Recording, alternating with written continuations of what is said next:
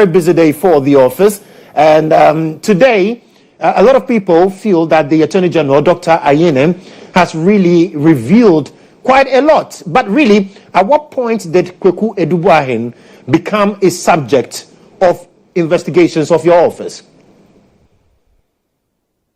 Thank you very much, and good evening to your viewers.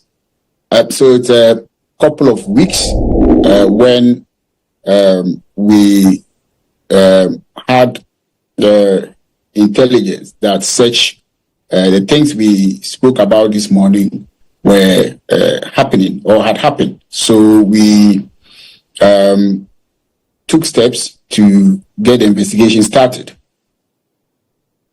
And in the investigations, you've uncovered several properties that were in his name after 2018, among others. And all of that was highlighted today. I'm sure you've seen the response from his lawyers.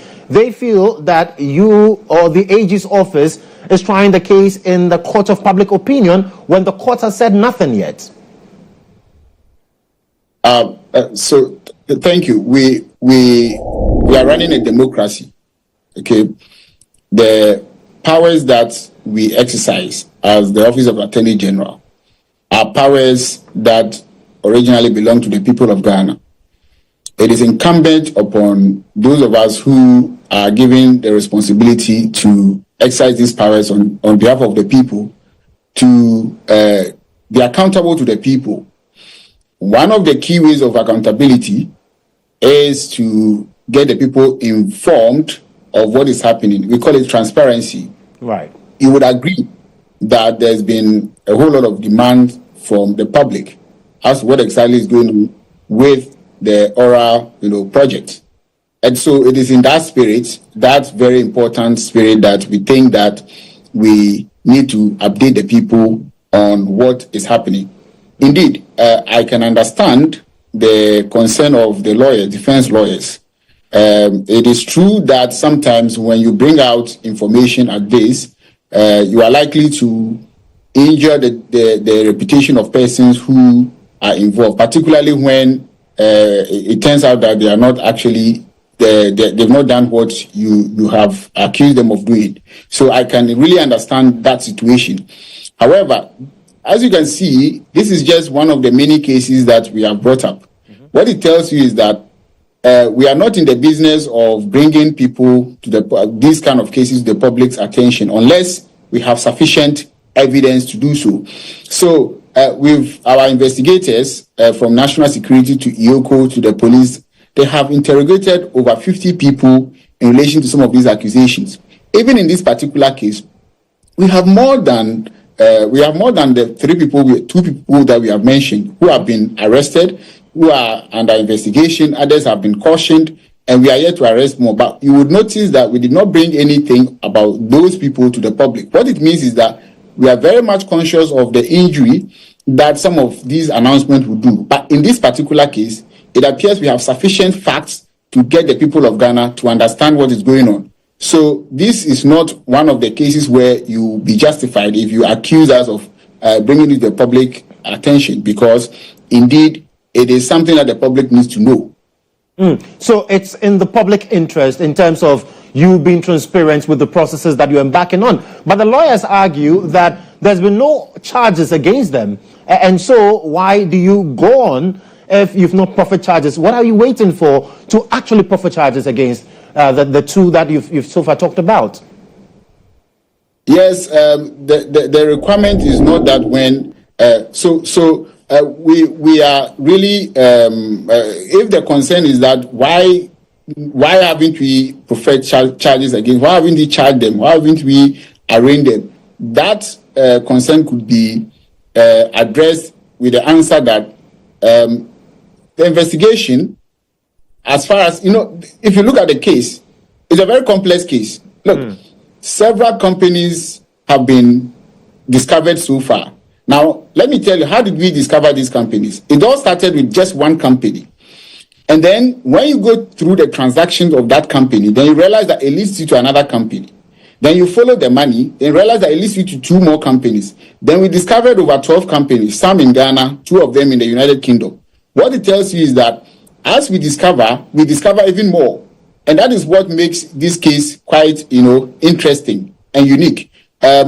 So in as much as we are ready to start prosecuting based on the fact that we have had, it is becoming, clear that more people are involved than we currently have. And anyone who has done prosecution before or who is familiar with how investigation and prosecution is done, the person would agree that you would have to sometimes wait, no matter how, you have to wait for a while. So even though this is just one case, it has led us to other cases which we believe that we need to wait and see we need to see a more clear picture to be able to commence prosecution. And so in the coming days, not long, you would see that these cases will be filed, in the court of law.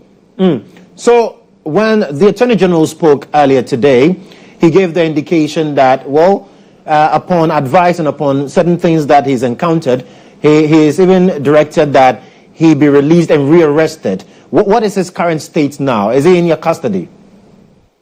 Yeah, he's still in our custody. And that confirms the point I was making, that new discoveries are coming up. So even though our intention was to charge him today, last night we received further briefing, which suggests that he is actually more of a flight risk than our initial assessment. So we discovered that he has multiple passports, Ghanaian passports. We also discovered that he has the capacity to acquire, other nationalities across, these days with money you can acquire nationalities. So this new information has, led us to exercise some restraint in how we even begin to prosecute the matter. And you would also, there's one thing that I need to put across. Right. Even though we have been following on this case, the investigation on this case have taken some weeks. We wouldn't have, I don't think this would be the time to arrest the gentleman but he's someone who is very fluid when it comes to moving across borders. And as the Attorney General has indicated, he's actually been fluid even within the few weeks that we thought that he was coming to Ghana. He was still fluid. So our understanding is that once he enters the country, we need to have an interaction with him and get him to be put into the criminal justice, system immediately before we lose him forever. Interesting.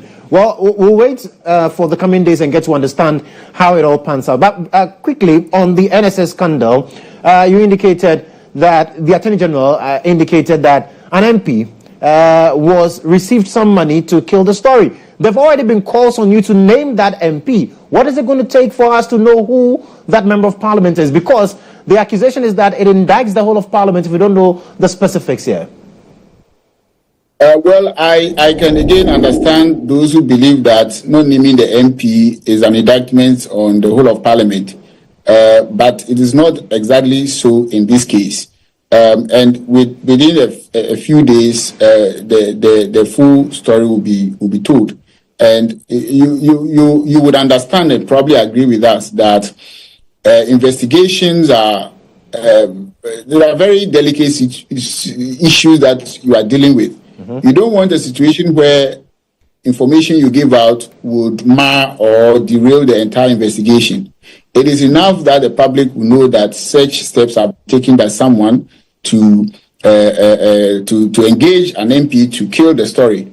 Naming the person would only be an additional, but it won't take away from the fact that that situation has come across. So we plead with the public to just be a bit patient with us. In due course, the MP will be named and will be publicly named, and also the other relevant information that we believe the public needs to know at this point will be brought to the attention of the public. Okay, and then finally on the SkyTrain issue, the Attorney General indicated that, just like you're saying, that Kwabena Dubois has been very fluid. The boss of GIF, former boss, has also been fluid. From South Africa, he's now landed in Senegal. Do you still have intelligence as to when you are able to know he's coming to town? The Attorney General said 3 months. Is he still being fluid? Yeah, he indicated to us that he will be here in 3 months. But a lot can happen between now and the 3 months. One thing that we also know is that the choice of destination that these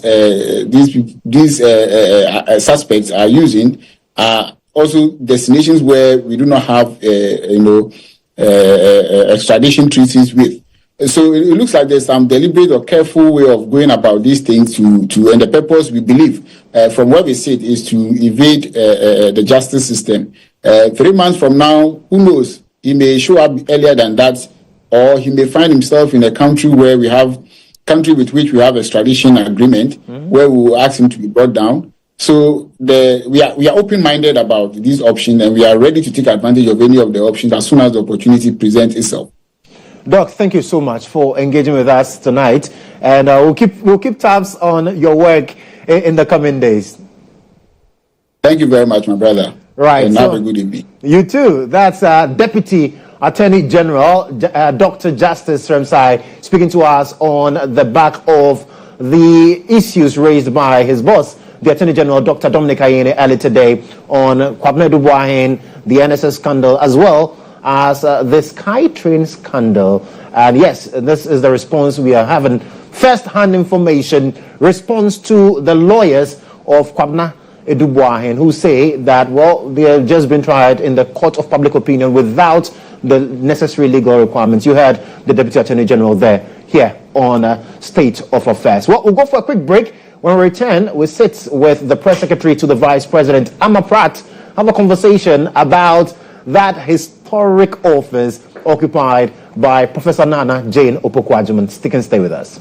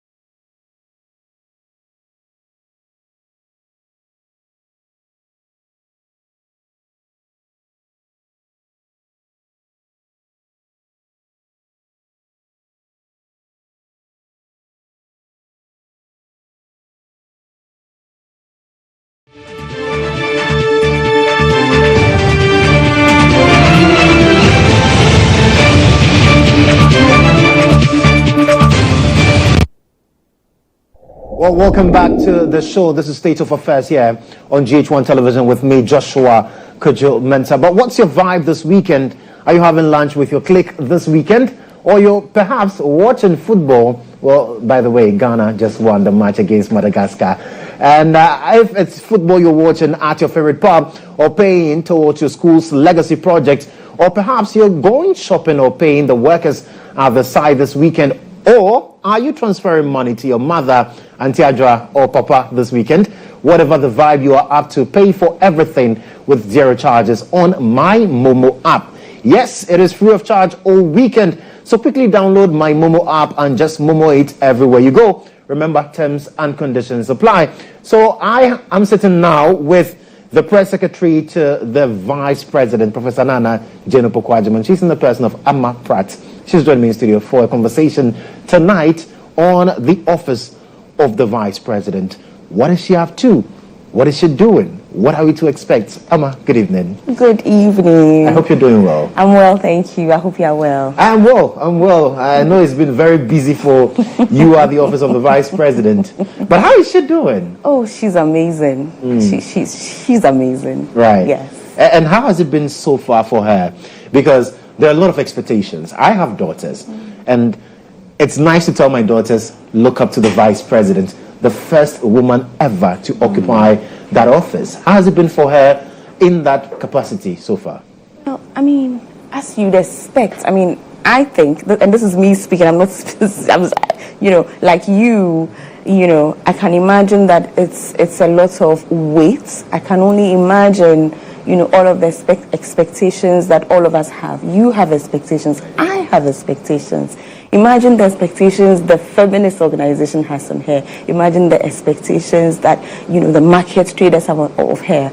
So I would have imagined that it's such a, great weight for anybody to carry. But you should see the way she carries it, right? With grace, with sophistication, with elegance. She has her eyes on the ball. It's amazing. It's amazing to go to work every day and experience her. And, I sit in meetings, I listen to her talk, I see the way she interacts, with people who pay courtesy calls on her. I see the way she interacts, the last time when we had visitors from the Harvard Kennedy School coming, she was on her feet for, hours or so, just taking questions and answering them, in the spur of the moment. And every time I'm just, out by her. Right. And how challenging has it been for her in that office so far? Everything about it is challenging, right? I can speak from the campaign, and I've said this somewhere else before. Basic things that perhaps we don't think about, like bathroom breaks, on a campaign. It's different. It feels different, experiencing her on the campaign, seeing how she herself navigated that space, watching the politicians watch her, execute in ways that perhaps they did not anticipate or expect, and all of that. Everything around this is novel. It's never happened before. Yeah, we've never had a woman, come this far, So expectations are high, of course they are. But I keep saying this is the way for me. She carries the role. It's the way she makes it seem like she's the 50th female vice president. It's right. That. Okay. It's that I experience, and I'm awed every time, by her. She's carried it so gracefully. It feels so natural. It feels as if she's always been there. We are almost 3 months in. Yeah, just a little over 3 months. And it's just been a breeze. It's just been a breeze. So what are some of the highlights you can talk to us about this evening? So every day is a highlight. And today I posted on Facebook, I said, just another history-making day at work. That was the caption I had, right. For the picture that I posted. I was like, just another history-making day at work, because that's how it feels to me, right? For instance, today she became the first female chairperson, of the Ghana Armed Forces Council. Regular day, you go to work, right? Right? Like this morning I was on Metro, and then I rushed from Metro to the Ghana, the Ministry of Defense, and it's history making. I don't know if you understand what I'm saying. So every day is a highlight. Over the weekend, we were in Namibia, to witness the swearing in of Namibia's first female vice president. And imagine how I felt witnessing our own first female vice president interacting with the first female president of Namibia. I don't know if you understand. I saw the pictures. Actually. Do you understand? I do. As I speak about it, you understand what I'm saying? So every day. So I'll give you another example. We witness some of these things that happen every day, like the State of the Nation's address. We see that, like the last time, the swearing in ceremony, and it's the first time a woman has sat on that chair. Yeah. Right? And I don't know if, as Ghanaians, we are aware or in the moment of the significance of these seemingly mundane, normal, everyday things in governance. But every single one of them is historic. Right. For Sona, it was historic to have a woman in that chair. That never happened before. When we were inaugurating her, it had never happened before. At the independence, that happened at the Flagstaff House. That had never happened before.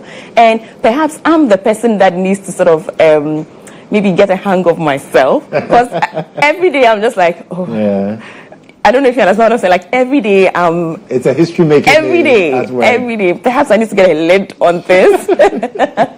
Interesting.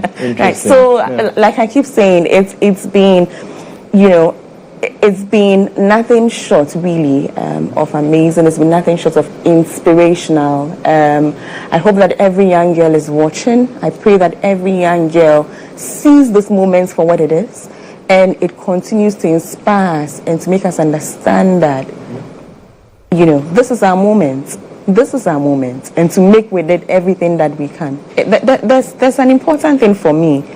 Oftentimes, when we speak about representation and women getting seats at the table, it sounds as if our only interest is in equality. Right. Oftentimes that's what it seems as see the numbers. It's equality. There's a man there, so put a woman there. No. We're talking about national development, right? We're talking about all the benefits we can accrue from representation. It's not just about equality. It's not about, because then it will be meaningless, right? Because really, what's the point of equality? Is for us to feel its impact. It's for it to make sense, economic sense, social sense, sense for us in every sense of the word. And I'm excited to live in this moment, to see the depth of wisdom and experience she brings to the role, to just listen to her sometimes and the perspectives from which she comes to issues. It's beautiful, and I know that Ghana is better for it. Absolutely. Okay. I remember during the campaign, President Mahama, then opposition leader, talked about the fact that there were some ministries that he would cede to her. He talked about health, education, gender. Is she really in charge of these ministries now? Absolutely. There's no, education. She was first female vice chancellor of a public university. She has been minister of education before, right? Health, that's every woman's lived experience. Today we experience her in terms of security, social services. She lives it, So yes, absolutely. All of the ministries that have been handed to her, she is very eager, very passionate about it. I'll tell you about a conversation I had with her so many years ago, even before any of the politics, right?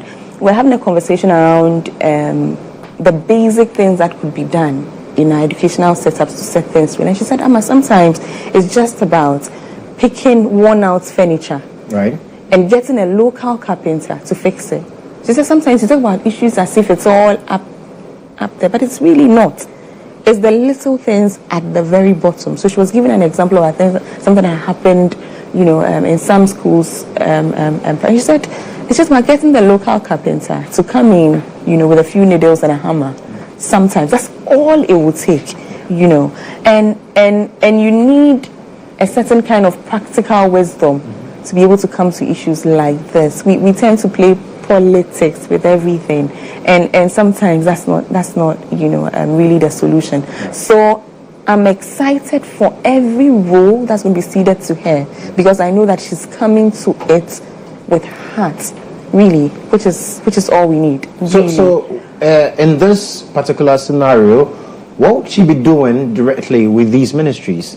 So I don't know if you paid attention to the list of her staffers, the 10 of us. There was a policy advisor on economy. There was a policy advisor on finance. There was a policy advisor on politics. There was a policy advisor also on social services. So yes, there's a lot coming up. Sit tight. Hold your seat. Hold your seat tight. So in terms of the ministers that were appointed for these ministries that the president said he was leaving for her to take over, did she have any input in terms of who gets to be minister? Oh, this is way above my pay grade. You're asking me to speak about appointments. Right. Oh no, don't do this to me. No, because this is way above my pay grade. These ministries fall under her. So I'm just asking if she had any... I know that she has great working relations with all of them. With all the ministers. She has great working relations with all of them. I've seen her... so for instance, the just ended economic dialogue that happened, you could see, that relation between herself and the sector minister, that's the Honorable Haruna Idrisu. Okay. Right. I saw them again at, the conference center when we had, just before the Independence Day, we had that, what's it called? The awards for the school children. I saw that relationship, with the minister. She's been in that portfolio before, and so I see people come to her with issues and she redirects them there, or she says, I will speak to the minister, so it's very collaborative. There are meetings, there are conversations that are ongoing. Like I said to you before, hold your seats. Hold your seats very tight. So we should expect so much from the office. Absolutely. Right. Absolutely. We are resetting the country, and it's all hands on board. It's a collaborative, work. So it's all of these ministries working hand in hand with the presidency, with the vice presidency, to deliver, a proper reset agenda. Okay. So you touched on the fact that earlier today, like we all saw, in fact, we carried it live here from the Defense Ministry when she was sworn in or inaugurated as the chairperson for the Armed Forces Council. How does that make her feel? Can I speak from watching the smiles on her face? Happy. Absolutely. I said before, it's important that we come to these roles with impact, and I hope you listened to the speech that she gave, right? She spoke about the fact that Ghana Armed Forces, all of us are looking to the Ghana Armed Forces for security, which is great and awesome, but there's so much more. There's potential for industry, there's potential for development. She even spoke about food production, so there's a lot to come.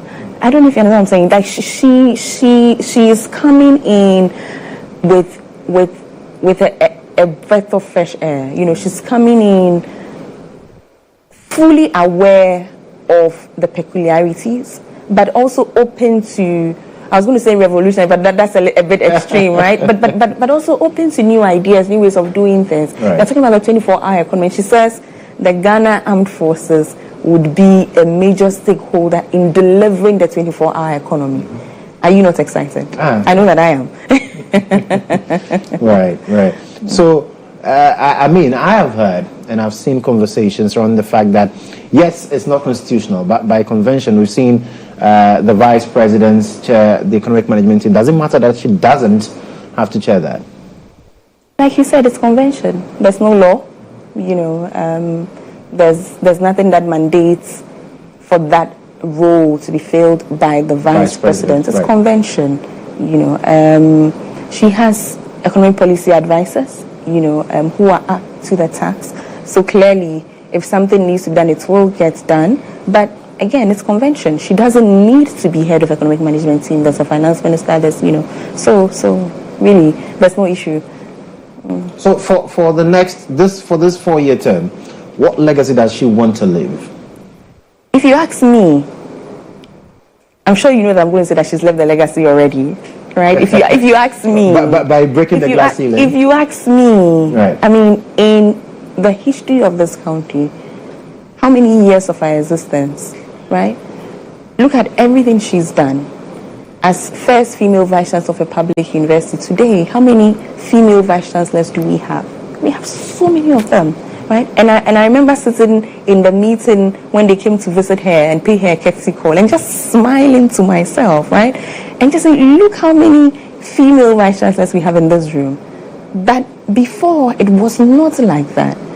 Today, she is the first female vice president of this republic, and she's passionate about keeping that door open.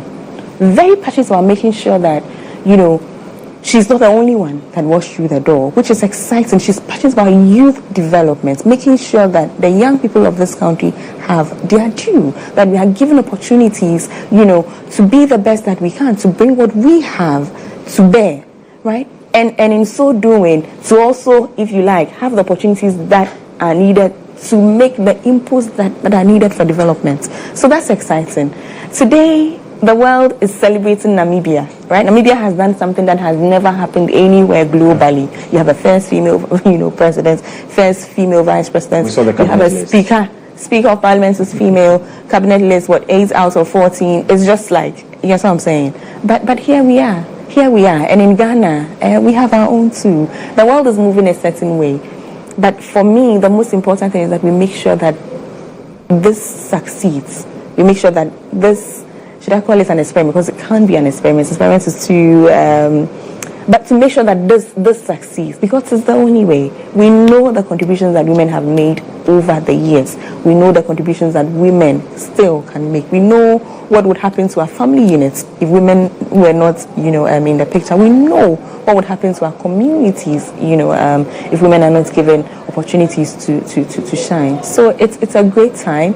And for us in Ghana, she spearheads that change. She's the face, the embodiment of that change. So for me, that's her legacy. That's her legacy. But beyond that, of course, is the fact that she's going to succeed every task that is given to her. And so, we are writing that story. Already it looks beautiful, but it's an unfinished story. And I know that by the time that the story is written, all of us will be happy about it. I remember at UPSA when she was speaking about the manifesto, talked about the Women's Bank, among others, and the kind of cheers that was received with by the people. I'm sure that following this, we've had quite a number of women groups also want to visit her. And what has the conversation been like? So for the Women's Bank, presently, we know that in the budget, there was an allocation of around 51 a million given to it.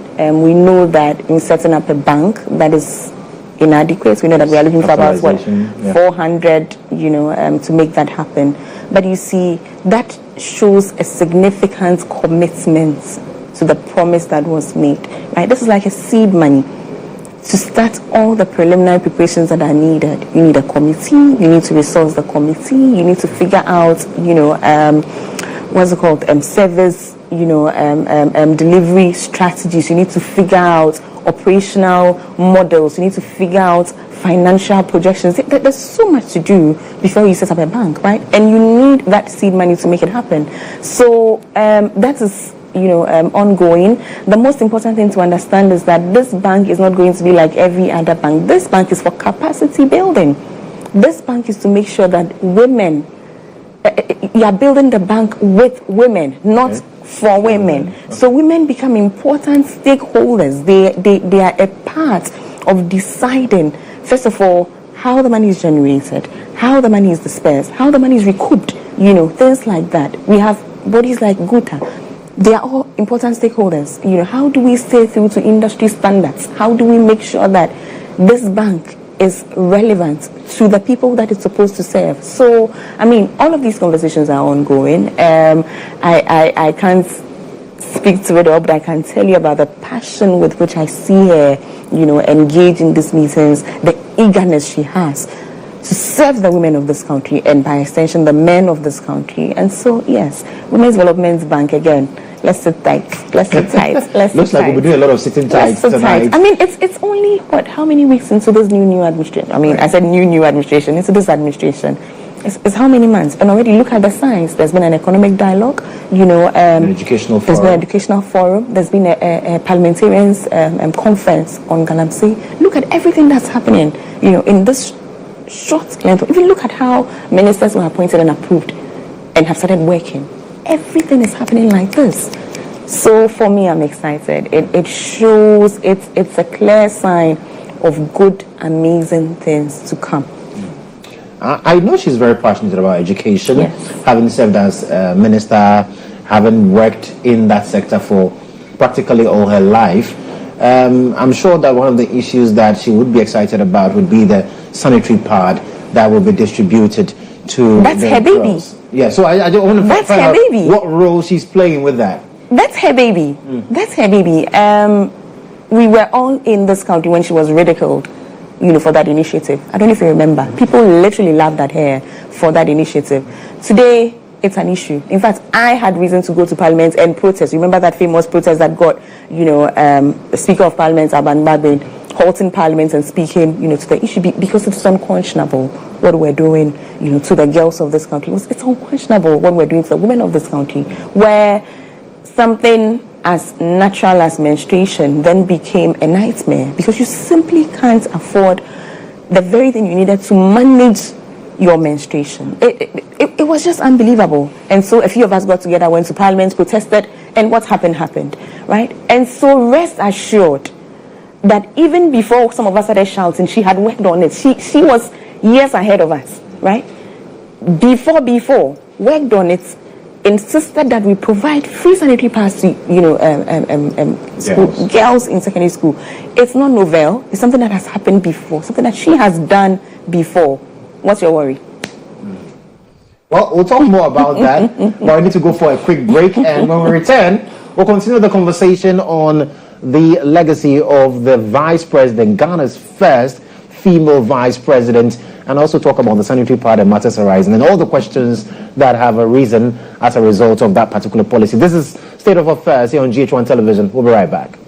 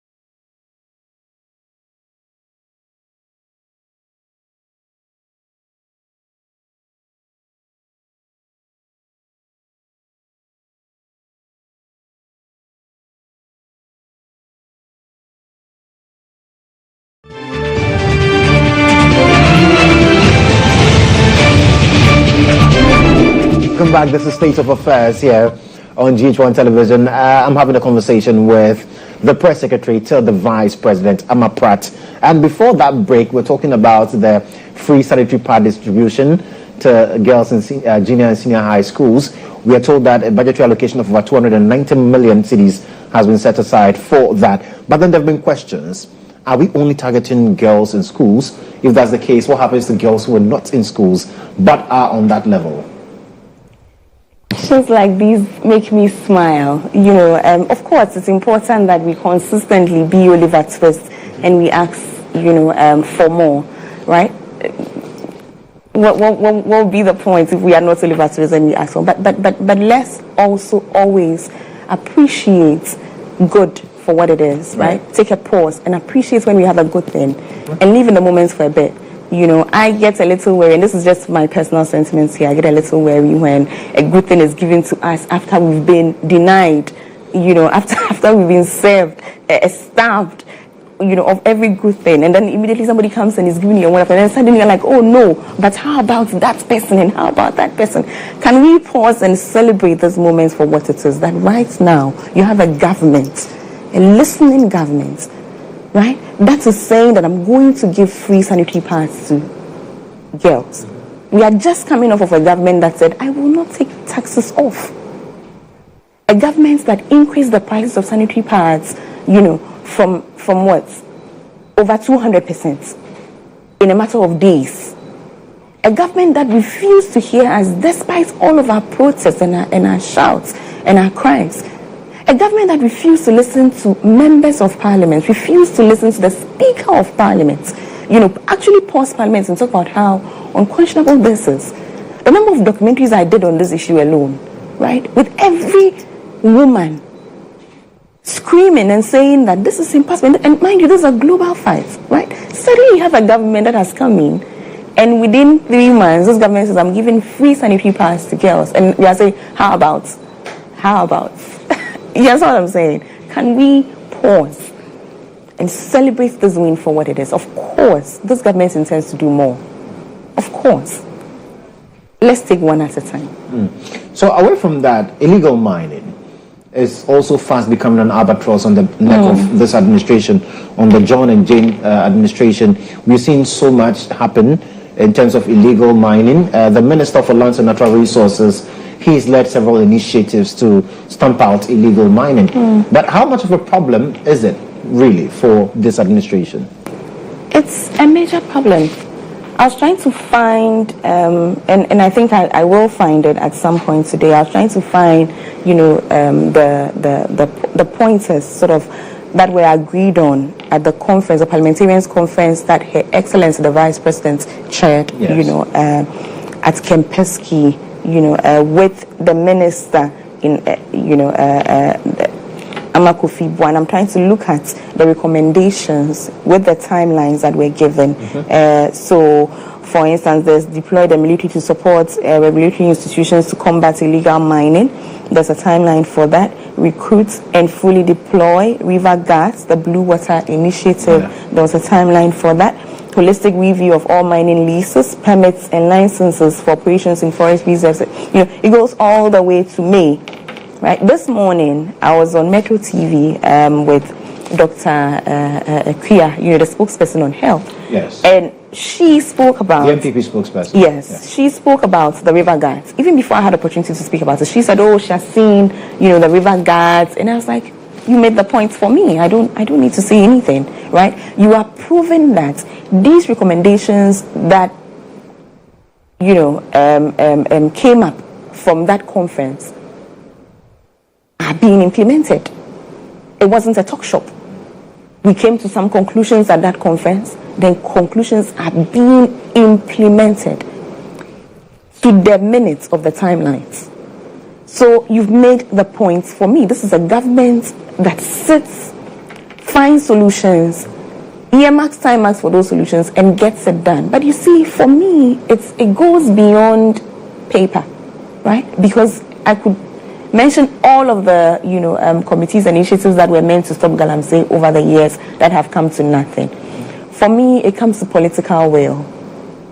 And our president today in Daily Graphic, the front page, I don't know if you saw Daily Graphic this morning, the front page was the president of this republic admonishing his appointees that none of you should be minors. I will not shield any of you. A call he made even before becoming president. Before he became president. And it comes back to my point about consistency. It comes back to my point about principled leadership, right? It's not I said this in campaign. Now that I'm president, I'm singing a different tune. Let's talk, for instance, about the what do you call it? The equipment they use. Give me the name. I've forgotten it. Excavators? Thank you. The excavators. There will be no burning of excavators. He said that when he was campaigning.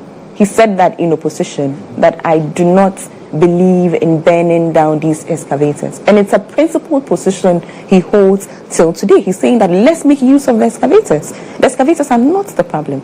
These are tools we can use for development, right? So clearly, this is a man who is coming to the issue from a principled position of leadership, which for me is what this Galamsey issue is about. It's about political will. And President John Dramani Mahama proves to us every day that he has that political will that is needed to solve this problem. He says, I am not shielding any appointee. If you go and engage yourself in my, you are on your own. I will deal with you just the way I would deal with the next person. Now, is this what happened under the previous administration? I can sit here off the top of my head and mention 10 names that were bandied about, the whole time. Nothing happened. Nobody said anything. Yentubia as usual. It's a new era. It's a new dawn. Absolutely. This president has shown that he is very committed to the Galamsey fight. The vice president has shown that she is very committed to the Galamsey fight. They are coming to it, forgive what I'm about to say, but with intelligence, right? The conversations are different. It's how do we sustain it? How do we make sure that even if you're going to do it, you're going to do it, the right way. But that's a secondary conversation. Before then, they put a halt to it. We've had the whole minister, the Honorable Amakufibua, come to us and tell us in the first week of his appointment, held a press conference, explained all the problems that he met, asked all the stakeholders to partner him in figuring out, how to solve it, had a conference requesting his fellow parliamentarians to join hands with him, to solve this problem, had all the experts in the room detailing what the problems, detailing the solutions that had been preferred in the past, and everything that was wrong with those solutions. So they'll tell you, we had this, but these were the problems with it. We had this. Now this is how we can go so that we can achieve, I'm excited. I'm hopeful. I know something good will come out of this one. But some civil society organizations are not particularly happy with the president when it comes to one promise he made regarding the fight against illegal mining. That's mining in forest reserves. During the campaigns, there was the call for the revocation of LI 2462. But now it looks like the conversation is rather changing to an amendment of that LI. And that makes it... What's the problem with an amendment? What's the problem with an amendment? Because the promise was that I will revoke it, and now we are amending it. So again, what's the problem with amendments? What's an amendment? It's to look at the existing laws and change the aspects of the laws that do not work for us. But that's not a repeal. Why do we have a problem with that? But that's not a repeal. Do you know what's going to happen to the law? You are preempting, and you are preempting negatively. That's the way I look at it. You are just preempting it. You are assuming that the amendments would not favor you, or the amendments would be little, or I don't know. Why don't you presume positively and see that this amendment is going to be in my favor, which I think is what it is. I expect that when it is amended, it's going to work in our favor. Let's not preempt. We don't have any basis on which to not give good faith. Let's exercise good faith. This government has shown good faith. Let's give this government the benefits of the doubt. Give the government some grace. Well, so we would have to wait to see the full dictates of what would go into amending LI 2462. But in all of this, I've heard the Vice President also talk about the issues of Galamsey. Is there anything specific that she's also looking at doing with regards to the fight?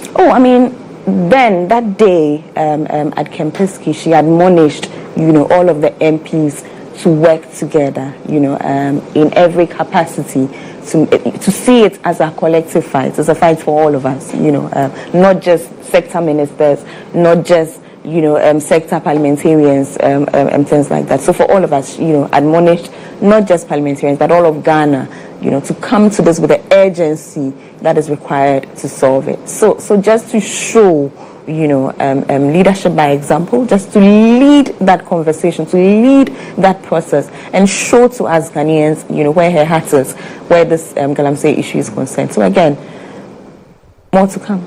More to come. We should sit tight. More to come. Okay. Now, positive things to come. Interesting. Well, I'm still having the conversation with Pratt. She is press secretary for the vice president.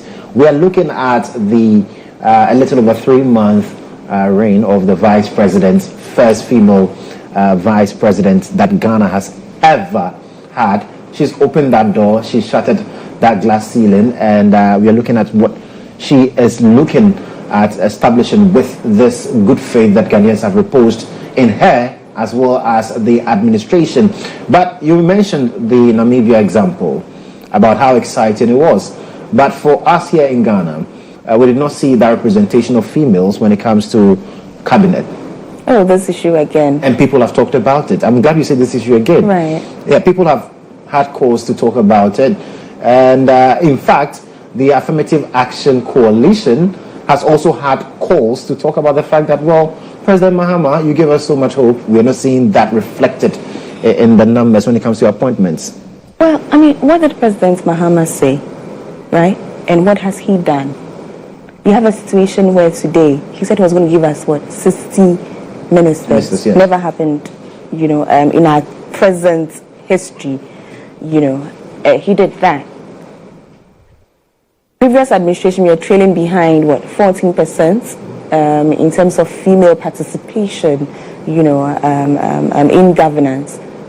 President Mahama is doing 27% thereabout. He's not even done. We still have some slots left in that 60 ministers that he promised. And we have 4 more. 4 more. I asked Felix when he says we should wait. Yes, let's wait. But the point I'm making is that he has given us way more females in the presidency than has ever happened. He has given us our first female vice president, right?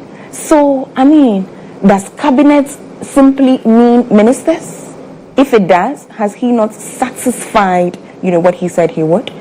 Or we are being technical with cabinet to mean that cabinet means cabinet? Is that what we are doing?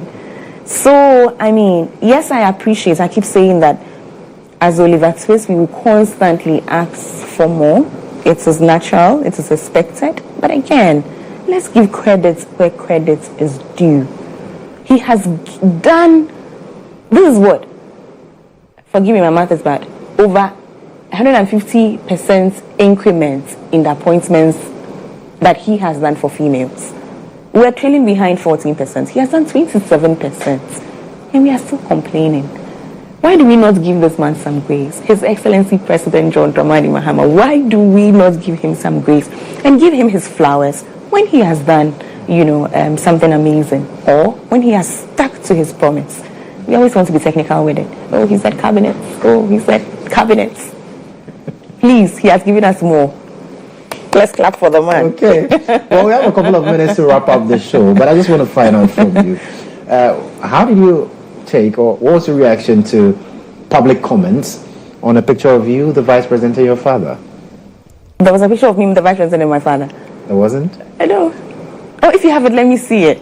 You've not seen that? No, I haven't. There's a picture of me. Interesting, because I wanted to ask you what the occasion was. Let me see that picture, please. I want to ask you what the occasion was. If I see the picture, I'll tell you what occasion it was. Okay, so producers, get me that picture. Yeah, I'd love to see the picture. And let Amma talk to us about the picture. Yeah. But as we await that and we're wrapping up the conversation, what should we expect from Professor Naana Jane Opoku Agyemang? Aside the fact that, well, she's led the way and blazed the trail for a lot of females, not only in Ghana but across the world. Excellence. How many times can I say excellence? She is meticulous. She pays attention to the small details. She is a hard worker. She is passionate. And she believes in people. She believes in the people of Ghana. Every time I have heard someone ask her, what's, your time going to be about? Who are you most concerned about? Her answer has always been one: the people of Ghana. That's been, and so now before she answers, I know what she's going to say, because that's always her answer. The people of Ghana. At the end of the day, that's the reason why she is here. At the end of the day, we are the people that she feels accountable to, and we are the people for whom she works. And so what to expect is excellence. This is a woman who has lived her whole life in service, a woman who has made her life an example for males, for female, for the young girl, for the grown woman, for all of us. And she's not about to disappoint herself and us today, not at all. So excellence in how she carries the role, excellence in the work that she puts out, excellence in the legacy that I know she knows she will leave behind, excellence in how this country is governed. She is firmly rooted in being of help, being the best assisting hands that His Excellency John Dramani Mahama could ever have to reset Ghana. I am sure that there are a lot of things that people would want to remember her by once she's done with being vice president. But what does she want people to remember her as? Or who does she want people to remember her as when all of this is said and done? Professor Jane Naana Opoku Agyemang, as herself, as that authentic woman who through dignity, hard work, sacrifice, diligence, got to where she is and is who she is for all of us. Authenticity, genuineness, her heart, herself. I think that's very important to her. I see the way she insists on staying true to who she is. She insists on, staying true to her authentic self. And that authentic self, I mean, look at that self, right? The self that became the first female vice chancellor of a public university, the self that is the first female vice chancellor, vice president of this republic, the self that today is the first female to become the chairperson of the Ghana Armed Forces, Council. So, I mean, I take inspiration from her every day, and I pray to have as much grace, as much dignity, as much authenticity. And I hope that every girl, every woman, every boy, every man can take cues from that. We need to wrap up the show now, but I'll take your final words on this conversation. She has to succeed. Oh my God, she has to succeed. And it is incumbent on every one of us that she succeeds. We have to make sure that she succeeds. We need to be passionate about her succeeding, because I can't say this enough. She's a beautiful reflection of who we are, but she's a beautiful reflection of where we are as a country. So it is our responsibility to make sure that she succeeds, because when she succeeds, all of us have succeeded. When she succeeds, all of us have succeeded. Amma, thank you so much for making time to join us. Thank you. And I hope that you enjoyed the conversation as much as I did. And for the millions of women out there, millions of young girls out there, she's provided a reason for you to believe not only in yourself, but to also believe in Ghana. And that's how we draw the curtains on the show tonight. I sat with Pratt, spokesperson, and also press secretary for the vice president, Professor Naana Jane Opoku Agyemang. This has been State of Affairs here on GHOne Television. I am Joshua Kodjo Mensah. Have a lovely night.